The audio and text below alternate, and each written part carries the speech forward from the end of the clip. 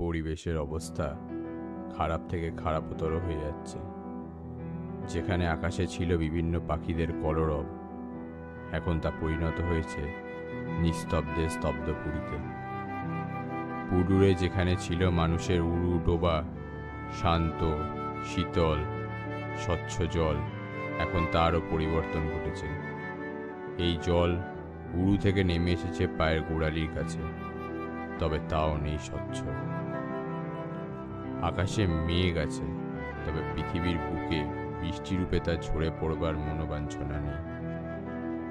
ছোট বড় কারখানা থেকে নির্গত হচ্ছে বিষাক্ত সাদা কালো ধোঁয়া। সেই ধোঁয়ার শিখা মনে হচ্ছে যেন বিষধর সাপের ন্যায় তার ফণি তুলে অল্পে অল্পে বেড়ে চলেছে এবং ধীরে ধীরে ঠিক যেন শিকারের ন্যায় গ্রাস করছে প্রকৃতিকে।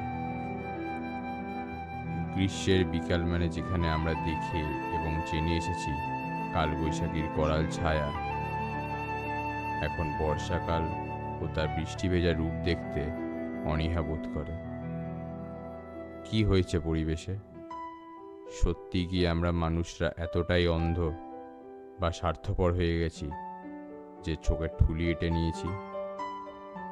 দেখতে পাচ্ছি না আমরা প্রকৃতির কষ্ট, দেখতে পাচ্ছি না পৃথিবী উত্তপ্ত হওয়ার প্রকৃত মূল কারণ আমরাই। বুঝতে কি পাচ্ছি না যে আমরাই কেমন ধীরে ধীরে এবং ধরে ধরে যত্ন সহকারে নিজেদের আগামী প্রজন্মকে ধ্বংসের অন্ধকারে নিমজ্জিত করছি।